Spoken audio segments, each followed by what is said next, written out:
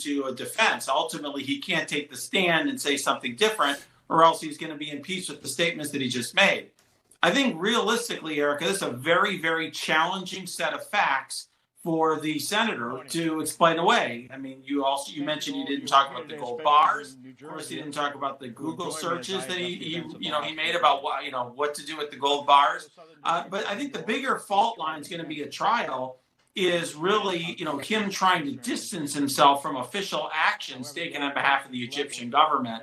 I actually think, the money and the gold bars are kind of priced in. In other words, the jury's going to take that and they're not going to like it. He'll have to have some explanation there, but he's going to have to try to convince the jury that he wasn't trying to help the Egyptian government. I think it'll be hard. I think it's an uphill battle, and I think he should be considering a guilty plea. Well, when asked about Menendez today, White House Press Secretary, Karine Jean-Pierre, called this a serious matter. Didn't comment further, though. Kate, how does this complicate things for the White House and also for the president in terms of his reelection bid?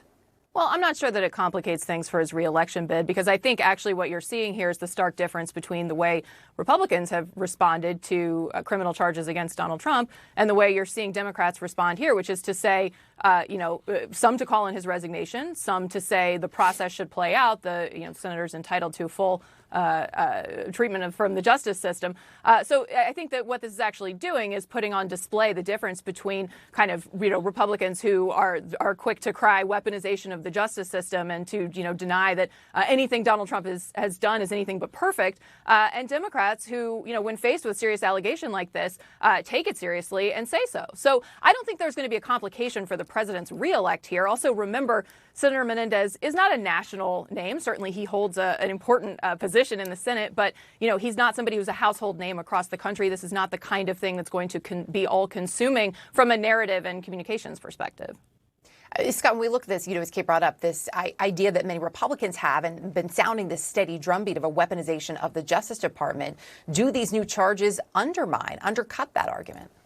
Oh, great question. I mean, I don't know. I guess maybe. I also think Kate is putting as happy a face as possible on whether this complicates things for Democrats. I mean, Joe Biden, Chuck Schumer, Dick Durbin, you know what they all three have in common? Not a single one of them has called for Menendez to step down, and they've been very hands-off with this guy right now. And so while they're out banging on Donald Trump for all of his legal entanglements, they seem to be worried about being too critical of Menendez. Yeah, you've had a couple of gadflies calling him to resign, but that's about it. So what he's hearing from his party leadership, in my opinion, is support.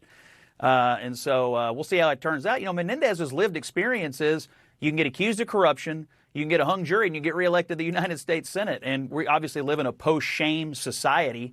And so I don't expect him to do anything other than plow straight ahead and see if he can't beat it again. When it comes to...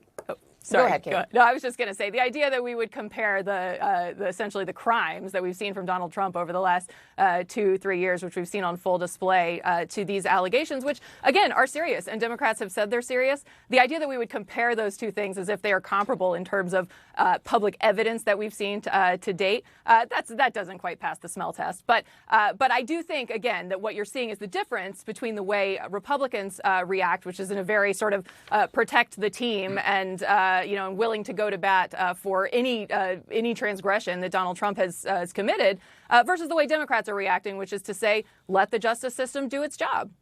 Some Democrats are saying that, Kate, but it is important to point out in the state of New Jersey, that is not what you're hearing from Democrats, from the governor and across multiple important positions of leadership and lawmakers that we're seeing there. They are saying that Menendez should resign.